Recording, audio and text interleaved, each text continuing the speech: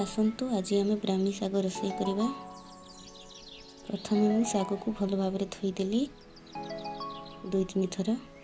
तापर पियाज 3टी छोट छोट साइज काटी दूचे। ता सहित नहीं सुखिला लंका और रसुण चूड़ी रे कड़े बसई गरम करदेवा एवं तेल पकईदेवा। तेल गरम होला पर सरिष देदेली।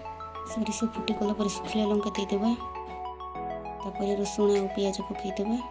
एबे टिके ताको भाजीबा। गोल्डन कलर होला पर सेथिरे आमे धोईकी रखिथिबा शाग को पकईदेवा।